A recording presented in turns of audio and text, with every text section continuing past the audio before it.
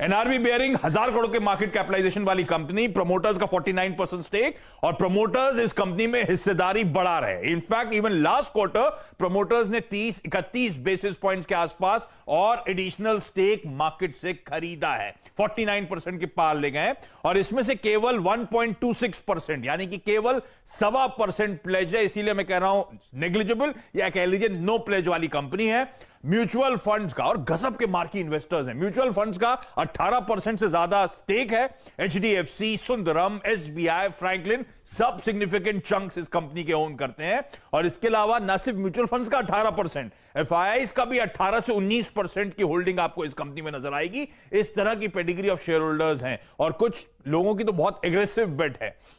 HDFC small cap fund 9% stake किस छोटी सी कंपनी का रखता है। Nalanda India equity fund 9.99% stake, 10% stake रखता है एनआरबी में। अकेशिया पार्टनर्स अपने तमाम फंड्स के थ्रू 7.5% की होल्डिंग इस कंपनी में रखते हैं। इस तरह के मार्की इन्वेस्टर्स का भरोसा बना हुआ है एनआरबी बेयरिंग्स को लेकर।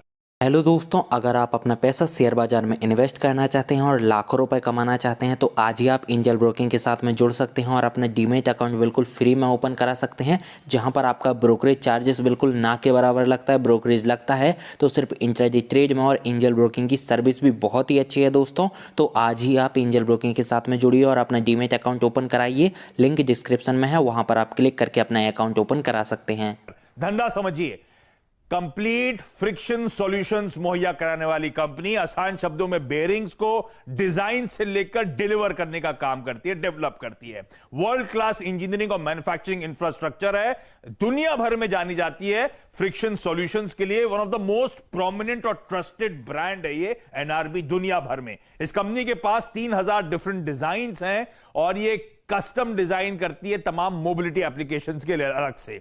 लार्जेस्ट मैन्युफैक्चरर है नीडल रोलर बेयरिंग्स की, 70% का मार्केट शेयर। और एक स्टडी कहती है इस देश में जितनी गाड़ियां आपको नजर आती हैं 90% गाड़ियां एनआरबी के पार्ट्स पे रन करती हैं।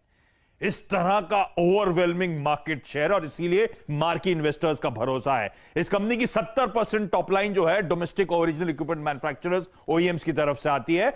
और ऑटो इंडस्ट्री का कितना बढ़िया प्रॉक्सी है वो आपकी स्क्रीन पर आएगा। क्वार्टरली परफॉर्मेंस डायरेक्टर साहब स्क्रीन पर लेकर आइएगा।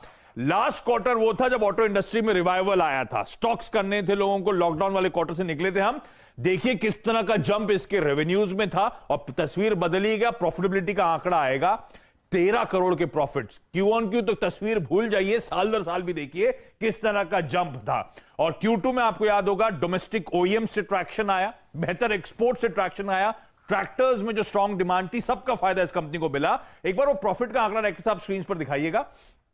13 करोड़ Q2 का प्रॉफिट, पिछले पूरे साल का प्रॉफिट था 27 करोड़ का। एक क्वार्टर में पिछले पूरे साल के आधे के प्रॉफिटेबिलिटी इस कंपनी ने एक ही क्वार्टर में क्लॉक कर दी। इस तरह के फाइनेंशियल्स में सुधार इस कंपनी का आया है। और आप समझिए ये कंपनी हायर एक्सपोर्ट इसलिए गेन कर रही है क्योंकि एग्जिस्टिंग कस्टमर्स का हायर वॉलेट शेयर इस कंपनी के पास आ रहा है। Demand two wheeler passenger vehicles में आपने देखा है, तमाम कंपनी की कमेंट्री है 2021 के लिए किस तरह की अपटिक को एक्सपेक्ट कर रहे हैं। अच्छा मॉनसून, रूरल थ्रस्ट, बजट सामने, ट्रैक्टर्स की डिमांड लगातार बनी रहेगी। सीवी सेल्स मोमेंटम गेन कर रहा है।